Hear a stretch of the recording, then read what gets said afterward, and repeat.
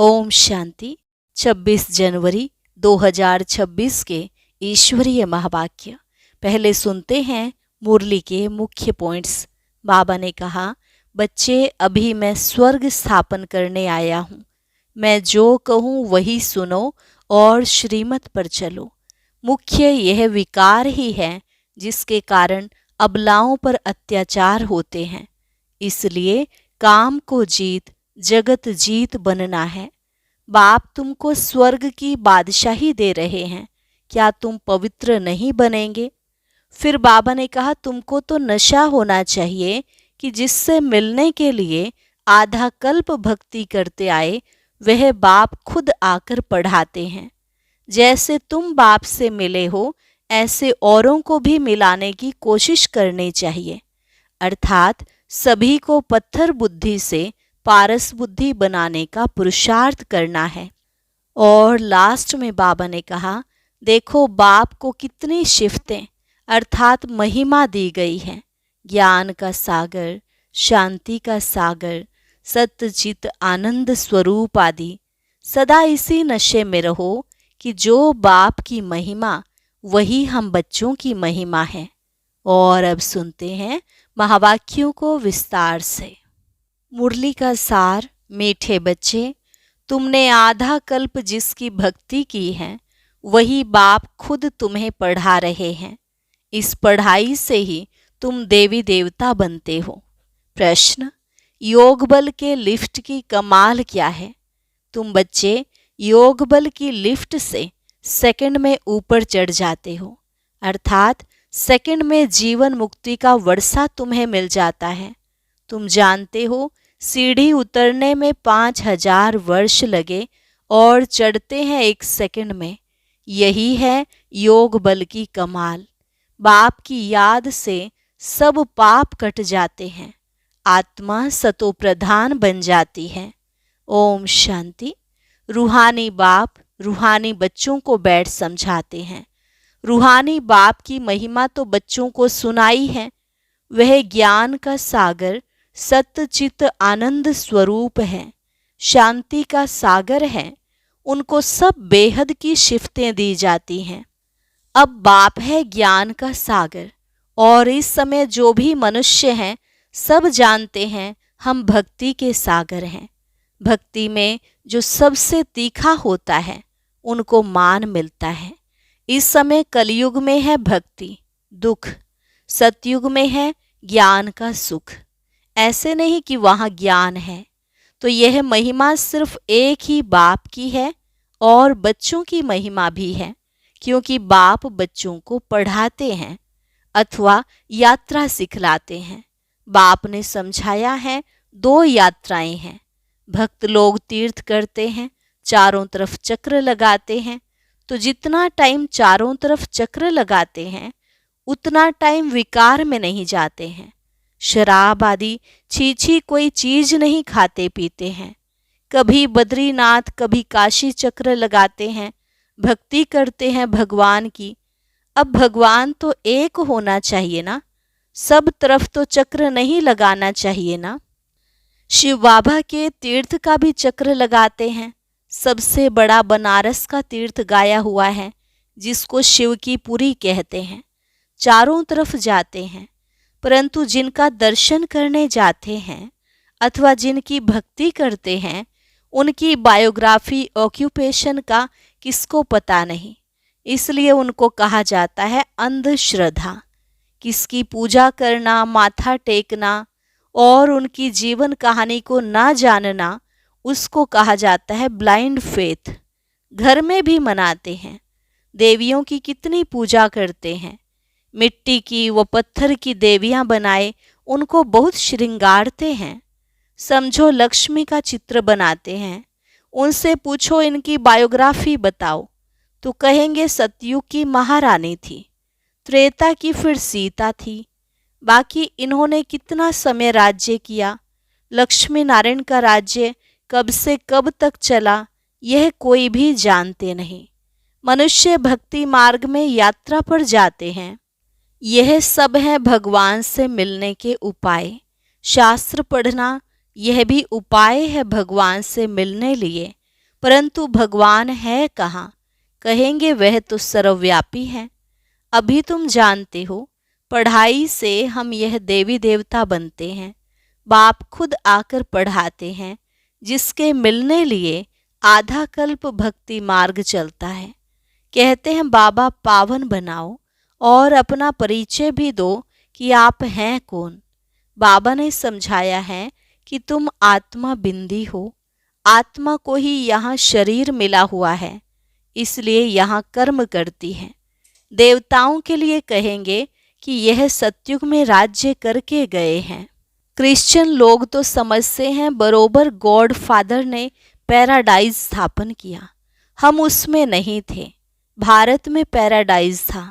उन्हों की बुद्धि फिर भी अच्छी है। भारतवासी सतो प्रधान भी बनते हैं तो फिर तमो प्रधान भी बनते हैं। वह इतना सुख नहीं देखते तो दुख भी इतना नहीं देखते हैं। अभी पिछाड़ी के क्रिश्चियन लोग कितना सुखी हैं। पहले तो वह गरीब थे। पैसा तो मेहनत से कमाया जाता है ना। पहले एक क्राइस्ट आया, फिर उनका धर्म स्थापन होता है, वृद्धि होती जाती है। 1 से 2, 2 से 4, फिर ऐसे वृद्धि होती जाती है। अभी देखो क्रिश्चियंस का झाड़ कितना हो गया है। फाउंडेशन है देवी देवता घराना, वह फिर यहाँ इस समय स्थापन होता है। पहले एक ब्रह्मा, फिर ब्राह्मणों की अडॉप्टेड संतान वृद्धि को पाते हैं। बाप पढ़ाते हैं तो बहुत ढेर ब्राह्मण हो जाते हैं। पहले तो यह एक था ना, एक से कितनी वृद्धि हुई है, कितनी होने की है। जितने सूर्यवंशी चंद्रवंशी देवताएं थे उतने सब बनने के हैं। पहले है एक बाप, उनकी आत्मा तो है ही। बाप की हम आत्माएं संतान कितनी हैं। हम सब आत्माओं का बाप एक अनादि है। फिर सृष्टि का चक्र फिरता रहता है। सब मनुष्य तो सदैव नहीं है ना। आत्माओं को भिन्न भिन्न पार्ट बजाना है। इस झाड़ का पहले पहले थुर है देवी देवताओं का, फिर उनसे ट्यूब्स निकली हैं। तो बाप बैठ बच्चों को समझाते हैं, बच्चों मैं आकर के क्या करता हूँ। आत्मा में ही धारणा होती है। बाप बैठ सुनाते हैं, मैं आया कैसे। तुम सब बच्चे जबकि पतित बने हो तो याद करते हो। सतयुग त्रेता में तो तुम सुखी थे तो याद नहीं करते थे। द्वापर के बाद जब दुख जास्ती हुआ है तब पुकारा है, हे परम पिता परमात्मा बाबा। हाँ बच्चों सुना, क्या चाहते हो। बाबा आकर पतितों को पावन बनाओ। बाबा हम बहुत दुखी पतित हैं, हमको आकर पावन बनाओ, कृपा करो, आशीर्वाद करो। तुमने मुझे पुकारा है बाबा, आकर पतितों को पावन बनाओ। पावन सतयुग को कहा जाता है। यह भी बाप खुद बैठ बतलाते हैं। ड्रामा के प्लान अनुसार जब संगम युग होता है, सृष्टि पुरानी होती है, तब मैं आता हूँ। तुम समझते हो सन्यासी भी 2 प्रकार के हैं। वह है हठ योगी, उनको राजयोगी नहीं कहा जाता। उन्हों का है हद का सन्यास, घर बार छोड़ जाए जंगल में रहते हैं, गुरुओं के फॉलोवर्स बनते हैं। गोपीचंद राजा के लिए भी एक कथा सुनाते हैं। उसने कहा तुम घर बार क्यों छोड़ते हो, कहाँ जाते हो। शास्त्रों में तो बहुत कुछ कहानियां हैं। अभी तुम बीके राजाओं को भी जाकर ज्ञान और योग सिखलाते हो। एक अष्टावक्र गीता भी है जिसमें दिखाते हैं राजा को वैराग्य आया, बोला हमको कोई परमात्मा से मिलाए, ढिंडोरा पिटवाया। यह वही समय है। तुम जाकर राजाओं को ज्ञान देते हो ना बाप से मिलाने लिए। जैसे तुम मिले हो तो औरों को भी मिलाने की कोशिश करते हो। तुम कहते हो हम तुमको स्वर्ग का मालिक बनाएंगे, मुक्ति जीवन मुक्ति देंगे। फिर उनको बोलो शिव बाबा को याद करो और कोई को नहीं। तुम्हारे पास भी शुरू में बैठे बैठे 1-2 को देखते ध्यान में चले जाते थे ना, बड़ा वंडर लगता था। बाप था ना इनमें, तो वह चमत्कार दिखाते थे, सबकी रस्सी खींच लेते थे। बाप दादा इकट्ठे हो गए ना, कब्रिस्तान बनाते थे, सब बाप की याद में सो जाओ, सब ध्यान में चले जाते थे। यह सब शिव बाबा की चतुराई थी। इसको फिर कई जादू समझने लगे। यह था शिव बाबा का खेल। बाप जादूगर, सौदागर, रत्नागर है ना, धोबी भी है, सोनार भी है, वकील भी है। सबको रावण की जेल से छुड़ाते हैं। उनको ही सब बुलाते हैं, हे पतित पावन, हे दूर देश के रहने वाले, हमको आकर पावन बनाओ। आओ भी पतित दुनिया में, पतित शरीर में आकर हमको पावन बनाओ। अभी तुम उनका भी अर्थ समझते हो। बाप आकर बतलाते हैं, तुम बच्चों ने रावण के देश में हमको बुलाया है। मैं तो परम धाम में बैठा था। स्वर्ग स्थापन करने के लिए मुझे नरक रावण के देश में बुलाया कि अब सुख धाम में ले चलो।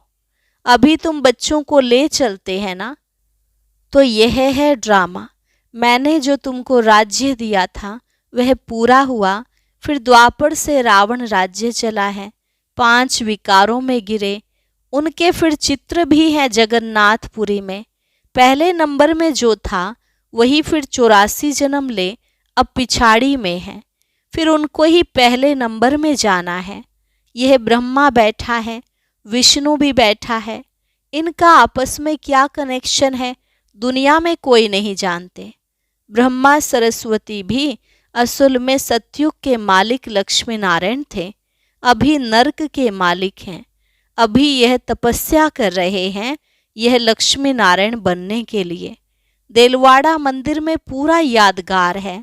बाप भी यहाँ ही आए हैं, इसलिए अब लिखते हैं, आबू सर्व तीर्थों में, सब धर्मों के तीर्थों में मुख्य तीर्थ है, क्योंकि यहाँ ही बाप आकर सर्व धर्मों की सद्गति करते हैं। तुम शांति धाम होकर फिर स्वर्ग में जाते हो, बाकी सब शांति धाम में चले जाते हैं। वह है जड़ यादगार, यह है चैतन्य। जब तुम चैतन्य में वह बन जाएंगे तो फिर यह मंदिर आदि सब खत्म हो जाएंगे। फिर भक्ति मार्ग में यह यादगार बनाएंगे। अभी तुम स्वर्ग की स्थापना कर रहे हो। मनुष्य समझते हैं स्वर्ग ऊपर में है। अभी तुम समझते हो यही भारत स्वर्ग था, अभी नरक है। यह चक्र देखने से ही सारा ज्ञान आ जाता है। द्वापर से और धर्म आते हैं, तो अभी देखो कितने धर्म हैं। यह है आयरन एज। अभी तुम संगम पर हो। सतयुग में जाने के लिए पुरुषार्थ करते हो। कलयुग में है सब पत्थर बुद्धि, सतयुग में है पारस बुद्धि। तुम ही पारस बुद्धि थे, तुम ही फिर पत्थर बुद्धि बने हो, फिर पारस बुद्धि बनना है। अब बाप कहते हैं, तुमने हमको बुलाया है तो मैं आया हूँ और तुमको कहता हूँ, काम को जीतो तो जगत जीत बनेंगे। मुख्य यह विकार ही है। सतयुग में है सब निर्विकारी, कलयुग में है विकारी। बाप कहते हैं, बच्चे अब निर्विकारी बनो। 63 जन्म विकार में गए हो, अब यह अंतिम जन्म पवित्र बनो। अभी मरना भी सबको है। मैं स्वर्ग स्थापन करने आया हूँ, तो अब मेरी श्रीमत पर चलो। मैं जो कहूँ वह सुनो। अभी तुम पत्थर बुद्धि को पारस बुद्धि बनाने का पुरुषार्थ कर रहे हो। तुम ही पूरी सीढ़ी उतरते हो फिर चढ़ते हो। तुम जैसे जिन्न हो। जिन्न की कहानी है ना, उसने बोला काम दो, तो राजा ने कहा अच्छा सीढ़ी उतरो और चढ़ो। बहुत मनुष्य कहते हैं भगवान को क्या पड़ी थी जो सीढ़ी चढ़ाते और उतारते हैं। भगवान को क्या हुआ जो ऐसी सीढ़ी बनाई। बाप समझाते हैं, यह अनादि खेल है। तुमने 5000 वर्ष में 84 जन्म लिए हैं। 5000 वर्ष तुमको नीचे उतरने में लगे हैं, फिर ऊपर में जाते हो सेकंड में। यह है तुम्हारे योग बल की लिफ्ट। बाप कहते हैं याद करो तो तुम्हारे पाप कट जाएंगे। बाप आते हैं तो सेकंड में तुम ऊपर चढ़ जाते हो। फिर नीचे उतरने में 5000 वर्ष लगे हैं। कलाएं कम होती जाती हैं। चढ़ने की तो लिफ्ट है, सेकंड में जीवन मुक्ति। सतो प्रधान बनना है, फिर आहिस्ते आहिस्ते तमो प्रधान बनेंगे। 5000 वर्ष लगते हैं। अच्छा, फिर तमो प्रधान से सतो प्रधान बनना है एक जन्म में। अभी जबकि मैं तुमको स्वर्ग की बादशाही देता हूँ, तो तुम पवित्र क्यों नहीं बनेंगे? परंतु कामेशु क्रोधेशु भी है ना, विकार न मिलने से फिर स्त्री को मारते हैं, बाहर निकाल देते हैं, आग लगा देते हैं। अबलाओं पर कितने अत्याचार होते हैं, यह भी ड्रामा में नूंद है। अच्छा, मीठे मीठे सिकिलधे बच्चों प्रति माता पिता बाप दादा का याद प्यार और गुड मॉर्निंग। रूहानी बाप की रूहानी बच्चों को नमस्ते। रूहानी बच्चों की रूहानी बाप दादा को नमस्ते नमस्ते, गुड मॉर्निंग। शुक्रिया बाबा, शुक्रिया। धारणा के लिए मुख्य सार। पहली पॉइंट, जगत का मालिक बनने व विश्व की बादशाही लेने के लिए मुख्य काम विकार पर जीत पानी है। संपूर्ण निर्विकारी जरूर बनना है। दूसरी पॉइंट, जैसे हमें बाप मिला है ऐसे सबको बाप से मिलाने की कोशिश करनी है। बाप की सही पहचान देनी है, सच्ची सच्ची यात्रा सिखलानी है। वरदान, गम की दुनिया सामने होते हुए भी बेगमपुर की बादशाही का अनुभव करने वाले अष्ट शक्ति स्वरूप भव। गम की दुनिया सामने होते हुए भी बेगमपुर की बादशाही का अनुभव करने वाले अष्ट शक्ति स्वरूप भव। गम और बेगम की अभी ही नॉलेज है। गम की दुनिया सामने होते भी सदा बेगमपुर के बादशाही का अनुभव करना, यही अष्ट शक्ति स्वरूप कर्मेंद्रिय जीत बच्चों की निशानी है। अभी ही बाप द्वारा सर्व शक्तियों की प्राप्ति होती है, लेकिन अगर कोई न कोई संग दोष व कोई कर्मेंद्रिय के वशीभूत हो अपनी शक्ति खो लेते हो, तो जो बेगमपुर का नशा व खुशी प्राप्त है वह स्वतः ही खो जाती है। बेगमपुर के बादशाह भी कंगाल बन जाते हैं। स्लोगन, दृढ़ता की शक्ति सदा साथ हो तो सफलता गले का हार है। दृढ़ता की शक्ति सदा साथ हो तो सफलता गले का हार है। अव्यक्त इशारे। इस अव्यक्ति मास में बंधन मुक्त रहे, जीवन मुक्त स्थिति का अनुभव करो। अपने संकल्पों के तूफान व कोई भी संबंध द्वारा, प्रकृति व समस्याओं द्वारा तूफान व विघ्न आते हैं, तो उनसे मुक्ति पाने के लिए योग युक्त युक्ति युक्त बनो। जब तक योग युक्त नहीं, तब तक विघ्नों से युक्त हो। अच्छा, और अभी सुनते हैं आज का अव्यक्त ज्ञान मोती।